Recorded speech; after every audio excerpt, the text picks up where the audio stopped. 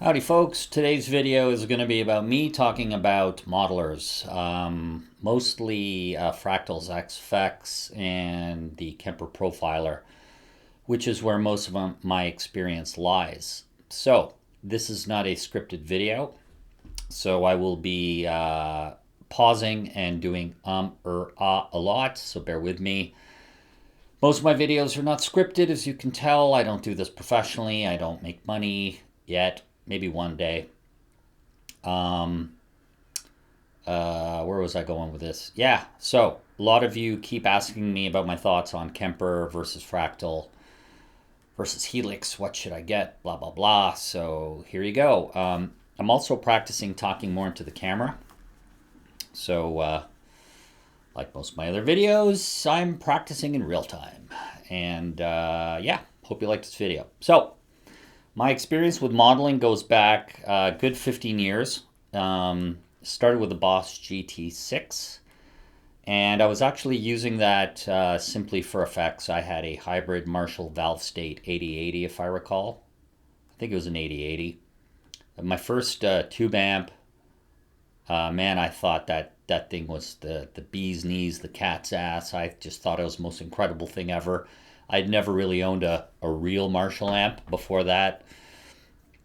That was before my insane amp journey started. But anyways, this isn't about my amp journey. So going back to the modelers, I'm just going to look at my gear log. So just to give you a quick idea of how many modelers and gadgets I've been experimenting with over the years. Boss GT6, the Pod Bean, basically the first pod, the Pocket Pod. Then I got the Native Instruments guitar rig with a foot controller. I was really, really into that. I just thought that was like the most amazing thing on earth. That was a good 10 years ago, 11 years ago. Then I got the Pod HD 400. I never really bonded with that one.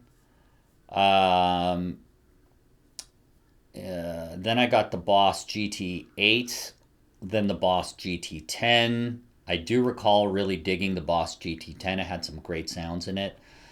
Then the Digitech RP1000, then the Digitech GNX 3000, Vox Tone Lab ST, then the Boss GT100, and I got my first Kemper, just looking at my notes here, in 2013, so 8 years ago.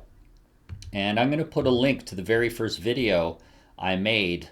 The link's going to be right there, or it might be right there. I'm not sure. I don't normally put links during my video, inside my videos, so hopefully that'll work out. And I don't remember if I had a Fractal XFX before the Kemper. I would actually have to look at all my YouTube videos and just trying to figure out between my amp log and my YouTube video history. Even before this video, I was trying to piece together a chronological series of events but I flipped back and forth so many times between Kemper and Fractal. It's ridiculous. So getting back to the gear, so I got my first toaster, then a Roland JS10, another Pod HD 500, a lot of multi-effects like the Boss ME50, Vox Tone Lab, Line 6 M13. I got an Axe FX 2 in 2014, so that could have been my first Fractal. I had the Digitech GSP 1101, Tone Lab LE, Digi-designed 11 rack, Zoom G3, Podbean HD, TC Electronic G Major 2. Granted, that's effects and not amps. And then that's when my Axe FX Kemper insanity, I just would sell an Axe FX, get a Kemper, get sick of Kemper, go back to Fractal. I've owned numerous Axe FX 2s and Axe FX XL, Axe FX 2 XL Plus, and Axe 6 or whatever the fractal floor, the first floor unit was. I've owned all 3 Kempers, Kemper stage a couple times, the toaster and the rack. I've had a lot of problems with the stage. That's another story in another video. And I even had the XFX 3 for a short period. And I was underwhelmed by the advancement in the engine at the time. I did find the engine has improved significantly in the XFX 3 slash FM3 world since the last major updates. So anyways, that gives you an idea as to my modeling career. So what do I like? What do I dislike? Basically, I've always described the fractal ecosystem and the hardware in general as the Ferrari of modeling. I find it incredibly sophisticated, very mature product. Generally, the stuff just works. It works really well. I don't have a lot of weirdness that happens with my Kempers. Like I said, I've had 3 Kempers stages fail on me. One had an input issue. The latest one I bought brand new from the store had a clock firmware issue. I just sent it back. I'm waiting for it. I'm waiting. While I'm waiting for that, my good friend Gilbert Boisvenu, shout out to Gilbert, my man, lent me his toaster. So I've got a toaster on the floor actually right now. And yeah, so I liken the Fractal hardware and software as the Ferrari of modeling in terms of sophistication, maturity. So powerful. The kind of routing and patches that you can build, and if you want to have multiple guitars plugged in, it's pretty insane. Recently, I was running my tube amps direct into my Fractal and using my Boss Waza tube expander, attenuator slash digital load box as my amp block in my Fractal patch, but using Fractal's effects and IRs. That was really, really cool. And I'll put a link to that video right here, or is it here? I don't know. I'll find out.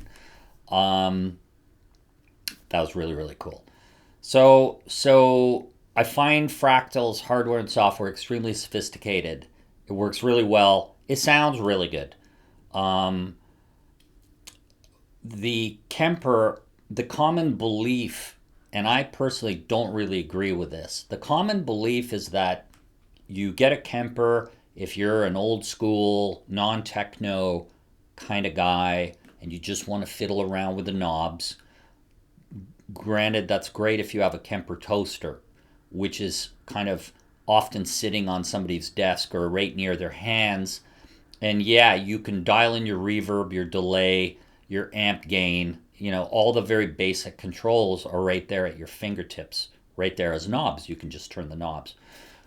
Well, that's really awesome. But if you're like me, like I only play modelers in my music room where I film all my videos, and I don't gig with it. So, and I am a computer guy, and I love to edit.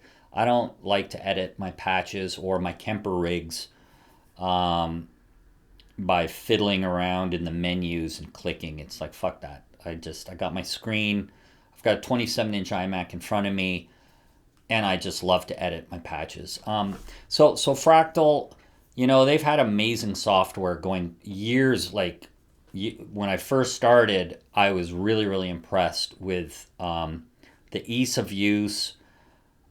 Like nobody ever taught me how to build a rig. Like I was able to figure it out, and I've lent my Fractal to some of my friends, and they figured it out right away too. And they're not even computer guys. Like I am an IT guy by trade. So excellent software, excellent hardware. It looks cool. It sounds great. Comes with hundreds of amps, tons of cabs. Now with the FM3 and the XFX 3, I don't even know how many cabs you have. It's like 1,000 cabs. excellent IRs. Like if you can't find good sounds in there, then you don't really know what you're doing. And so we should talk about that for a while. With Fractal, you really need to have an idea as to the rig that you want to build, and think of it like in real life. Like if you've got your favorite amp and you know what kind of pedals and speakers you like, Fractal is great for that. You know, you choose your amp, you choose your cab, you can choose what pedals go before your amp, what pedals go after your amp. You can run effects in parallel, which is super cool. So although it's super easy to use, I think a lot of people get overwhelmed with Fractal, which is why they go to the Kemper world. And I get this comment a lot from my own friends, that the moment I talk about Fractal, they're like, "Oh, tweak city, you know, option paralysis." I hear that all the time, option paralysis and tweak, you know, tweakitis, tweak city, blah blah blah blah. My counter argument has always been, you don't need to go into every freaking parameter and mess with it. There's got to be, I never even counted them. I don't know how many. There's got to be hundreds, if not over 1,000 parameters within a Fractal patch that you could tweak. I hardly ever touched the majority of those parameters. I would generally just EQ the amp, maybe mess with the cab settings a little bit. What I've learned over time is that actually when you're messing with the amp EQ, you're actually messing more with the gain stage EQ and not so much the EQ of the amp. And that's why they give you EQ, blocks, or call them pedals or whatever, and also why you should be tweaking things like your cab low end and high pass filters and whatnot. So where was I going with this? So basically the tweaking. I did not tweak a lot in my Fractal patches. And I have to say, after owning multiple Kempers and multiple Fractals, I honestly can say that I spend less time configuring, or in the Kemper world, auditioning profiles, which I'll get to in a minute. And I spent a lot more time playing and actually making videos, and that's the god honest truth. I never ever messed with the amp, like changing tubes, changing the bias. That's great if you want to knock yourself out. I mean, the options are there, but I don't get why people are so obsessed with the idea that if you have 1,000 parameters, you have to edit all of them all the time. I don't get it. There's no need. You can get a great sounding patch. Check out my videos. Just go back in time, and even I'm listening to the first Axe Effects videos I made. They sound pretty damn good, and trust me, there was hardly any tweaking involved. I dragged like a Friedman Dirty Shirley cab, an amp, and a cab, maybe like a boost. Like, I'm super simple even in real life. My effects, all I ever use is like delay, reverb, boost, overdrive, maybe a phaser, maybe once in a while, maybe a flanger once in a while. That's about it. So, so getting back to the whole tweaking thing versus Kemper, the problem with me and many others who have a bit of attention deficit disorder is the amount of profiles that you can wade through on the for free on the Kemper Exchange, Rig Exchange. But the same thing applies to Fractal. I mean, there's like 1 billion patches that you can download from the Fractal Axe Exchange, if I recall. But excuse me. So getting back to Kemper, you can also tweak a hell of a lot in Kemper, like a lot. Once they finally released Rig Manager like a couple years ago, which I'd been screaming for years. I was always shocked by the fact that Kemper didn't have a Rig Manager or proper patch editor. You had to download this like free MIDI, like you had to have MIDI cables to actually get this other, like some guy had coded some patch editor for Kemper, and that just blew my mind, and that actually really pissed me off. And why I would like get rid of my Kemper and say, screw you guys, if you can't even come up with a damn patch editor, then F you. So that's kind of one of the reasons why I kept bouncing back and forth. Another reason why I bounce back and forth is because over time, the amount of profiles that have been released, but the amount of people catching on to Kemper and creating really kick-ass profiles, like big hairy profiles. Matt Fig, shout out to you. Absolutely love your BE100 profiles. Tone Junkie's got tons of great profiles. The Amp Factory has, in my opinion, the best Fender profiles. If you want great Fender profiles, go to the Amp Factory. Check them out.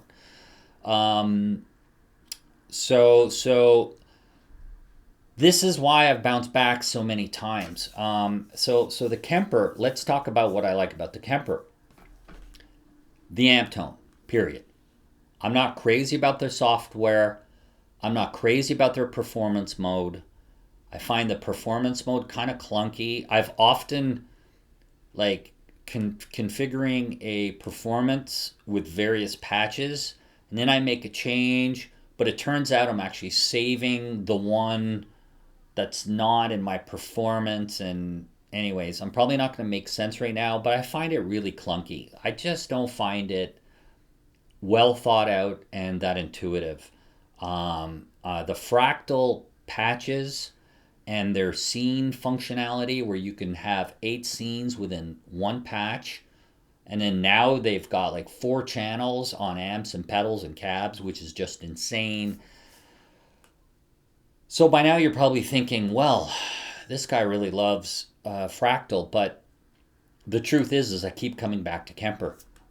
This is my dilemma. This is why I made this video. I keep bouncing back and forth because I love various aspects of both platforms. But at the end of the day, the Kemper inspires me more. I'll turn on the Kemper and an hour or 2 will pass by just like that. Whereas I honestly can't say that about the Fractal. This is just my thoughts, my feelings. It doesn't mean that I'm right. It's just I keep coming back to the Kemper because I find the amp tones, which at the end of the day, I'm all about tone. My playing's not that great. I often say that in my videos. My channel is about my love of gear and modeling and guitars and pedals and amps. I love tube amps. And there's my 100-watt hand-wired plexi and my Waza tube expander right there. I've got a Jubilee that you could probably see on the shelf. Where was I? Yeah, so it's the amp tone at the end of the day that keeps me coming back to Kemper. I just absolutely love the sound. And another thing I should talk about is ear fatigue. People don't talk about ear fatigue nearly enough in the modeling world. And one thing I've noticed, one problem, let's say with Kemper, you have so many profiles, even free, that it's easy for your ears to get very tired. And after a while, things start to sound, they all kind of sound the same. And I've noticed that from buying and selling Kempers all the time, which leads me to another point. You're probably wondering, why the hell does this guy keep buying and selling the same stuff? Well, I don't have the money often. I went through a brutal divorce many years ago, and I'm still climbing out of that hole, and I just don't have the luxury of owning everything, unfortunately. I'd rather sink whatever extra money I have into guitars and wicked amps like my Marshall. So that's another reason why I keep flipping back and forth, is because I can't afford to have them all. By the way, I had a Helix for one weekend, hated it. Will never use a Helix again. Just not a big fan of Line 6. I used to be a fan of Line 6 when it first came out, but me and the Helixes don't get along. So ear fatigue is a huge thing that I find I have more of a problem with Kemper than Fractal. Fractal, I found that I would create my patches, and overall, out of all the few hundred amps that they have, I would only have about 10 to 20 patches on a regular basis that I would use. Like a clean high watt for Pink Floyd stuff, my Marshall and Friedman amps for my blues jams and rocking out, Marshall JVM, and a Mesa Mark II C Plus, for super high gain wanking. Um, and that's why I found myself fiddling and diddling less with my Fractal compared to the Kemper, where you can get one pack with over 100 profiles. Like, it's ridiculous. And then you end up sitting there, sort by gain stage, and then trying all your profiles, and then before you know it, you're you're editing uh, you're editing your rigs and saving them, and then it's like, should I save them to the desktop rig manager, or should I save them to the Kemper? This is part of the problem I got into with the performance mode. Sometimes I'm not sure like what rig am I making changes to, and I have to say I've never kept the Kemper long enough, let's say consecutively for 10 years, to master it. This is another problem by flipping back and forth. I don't recommend you do that, but I do recommend that you do try them out. That's my best advice. If you're not too sure what's best for you, because only you, there's tons of videos online of people comparing the pros and cons of Fractal versus Kemper. These are just my thoughts. But in the end, I'm going to summarize. Fractal, sophistication, configuration, just there's nothing you can't do, I believe, in the Fractal world. Like, if you can think of it, you can do it, and you can build that patch. Whereas Kemper is more meat and potatoes, better amp, more pure sounding amp tone. Common comment I get from my friends that have tried both are like, the Kemper just feels better. I have to agree with that statement. The feel is a huge part of why it inspires me. I feel like I'm plugged in. Like, the moment I plug into my Kemper, even through I use Yamaha HS7s and the Yamaha subwoofer, and like, I know a lot of you will laugh and balk at that setup, but I've just always loved my Yamaha setup. I recently sold my HS8s to get the QSC K10s. That was total overkill for my room. And by the way, the QSCs, as great as they are, I think they're better for much larger rooms and when you're standing, at least 10 to 15 feet away. I didn't have a good experience at all in my small little music room that you see here in this video. So, Jesus, I know I'm going all over the map here. And then, so pure amp tone, which inspires me to play, is Kemper. The last time I got rid of my Kemper, I think was February of this year. Got the FM3. I was happy with it for a while, but I just found I just wasn't playing it much at all. Like, I just wasn't playing. And there's certain sounds, like, I'm an AC/DC / Jimmy Page fanatic, and dialing in the Angus tone on the Fractal, I always had a really, really hard time. And I've studied Angus's tone. I've tried using the JTM. I've tried all the various plexi blocks in the Fractal. And then I got the Kemper. It started with not the Tone Junkie, Top Jimmy AC/DC pack. And I just plugged in, and I was like, oh my God. Like, that's the sound I was trying to dial in forever with Fractal. So another huge pro of the Kemper that I absolutely love is, if you're not a tweaking pedal genius like myself and you just want that sound, you can find like a Gilmore tone pack. I bought one of those packs. I forgot who from. And by the way, I've got a video. Search my channel for Gilmore Kemper tones and you're going to see it. And like, you just pull up that profile and it's like, bam, like, boom, you're Gilmore. Like, it just sounds absolutely incredible. Super authentic. It's like, it's unbelievable. The Top Jimmy Van Halen pack, same thing. Just unbelievable. Just plug my guitar in, no configuring whatsoever. But then you have the problem of all the profiles and ear fatigue. Didn't have that so much with Fractal. So what other big considerations, I guess, are there? I mean, they both fundamentally come with software. They both have foot controller options, whether it's an all-in-one unit like the Axe 8 or the FM recently released FM9 or FM3 or whatever. Kemper's got the controller, and then they've got the Kemper Stage, which I'm a fan of. I just wish they did better quality control. So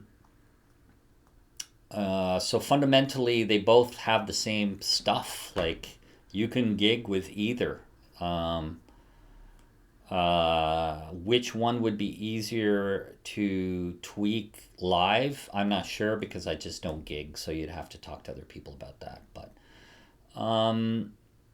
what else can I think of? Oh yeah, by the way, I did own the Atomic amplifier, I think it was called. I need to revise my gear list and my gear log because I had the Atomic as well. The Quad Cortex, I would say, is the only major. Like, when I say major, I'm like, I didn't even waste my time with some of the Moore and some of those Chinese all-in-ones. There's just no point. Like, I know they're not going to be better than either the 11 rack or Helix or AxeFX or Kemper. Like, I just don't even waste my time. Quad Cortex I'm pretty impressed with. I have yet to try one, which is incredible. I thought for sure I would have tried one by now, but I haven't tried one. I think it's pretty cool, but this video isn't about that. It's just my experiences with Fractal and Kemper. So yeah, at the end of the day, Kemper inspires me more to play, and I'm back again with the Kemper Stage and using my buddy's toaster right now while another failed Kemper Stage gets repaired. Yeah, and Kemper they keep coming out with profiles all the time. I mean, there's just no end to tones. Like if you counted every single amp that's been profiled by every third-party profile maker, it's just mind-boggling. And that is kind of cool, but in a way it creates the option paralysis that people talk about with Fractal all the time. And that's just not the case. Fractal, like, you build your rigs and that's it. Like, you're kind of, you have mental problems if you're sitting there tweaking all the time. Like, I really think you need ADHD medication. Because I never did that. Like, I would just set and forget.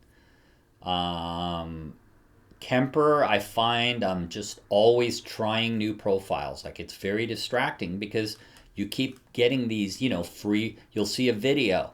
Tone Junkie will release a new video with another free rig, and then it's like, oh my god, it sounds awesome. I have to download it, and it just never ends. Like, it never ends because they keep releasing Kemper stuff. So, anyways, one more thing I should mention: the wahs.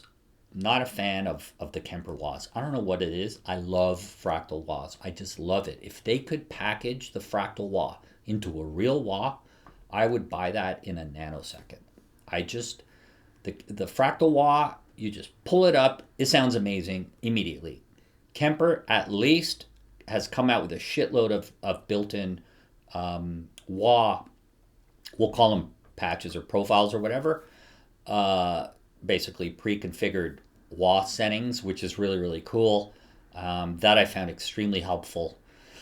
But I prefer Fractal wahs. Why? I don't know. I like the sweep. I like the sound. It's just kick-ass. But I'm living with the Kemper wahs. They're just fine. Oh, the effects, the overdrives I prefer in Fractal. Not a big fan of Kemper overdrives. They just sound kind of weird or too intense. Luckily for me, I'm not a big overdrive guy. I usually like to get my overdrive from my amps in real life and in modeling. And like, I like to get if I want an overdriven amp, then I'll just get like a Friedman or a Plexi patch that's already overdriven, and it sounds incredible. Like, the only thing I would ever need is a boost to like engage for solo or whatever during one of my blues jams. So yeah, if you're really anal about the accuracy of effects, like boutique effects, like Love Pedal, King of Tone pedals and whatnot, Fractal is for you. But if you're not that fussy about overdrives and you're more concerned about amp tone, then Kemper is for you. Again, if you want to sound like Eddie Van Halen or David Gilmour and have that handed to you on a plate, go Kemper. Fractal also has some pretty awesome profile makers out there. My God, I wanted to give a shout out to somebody who I bought some pre-configured Pink Floyd patches from. Damn it, I can't think of it right now. Anyways, crap. Just can't think of it right now. I'm friends with them on Facebook. Anyways, so you can also get that in the Fractal world. I shouldn't make it sound like it's just Kemper.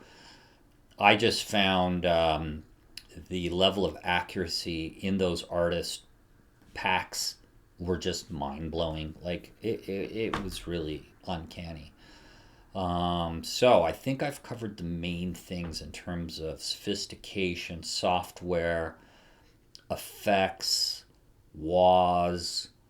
The fractals often can serve as an audio interface. I think the Axe Flora unit was the only one that didn't. But the FM3 and the FM9, the Axe 3, the Axe 2, they all act as audio interfaces that Kemper does not. Can somebody please tell me why Kemper's devices don't act as an audio interface? I just don't get it. Not a big deal. You can either go digital to your audio interface. I just go XLR out to my my Focusrite 8i6, and it sounds amazing. So yeah, that's about it for today. So thanks for watching. If you haven't already, please hit subscribe. Help me get to 1,000 subscribers, because I'd love to see what kind of couple pennies a day I can make by monetizing this channel, but that's certainly why I don't do it. If you have any questions, feel free to hit me up on my channel. I do try to answer most, if not all, questions that all of my viewers ask. So again, I never imagined I'd even hit 500 subscribers. Now I'm inching my way to 700. So thanks a lot for watching. Really appreciate it. Hit like, hit subscribe, yada, yada, yada, blah, blah, blah. Peace out. And that's it. Take care, man. Ciao.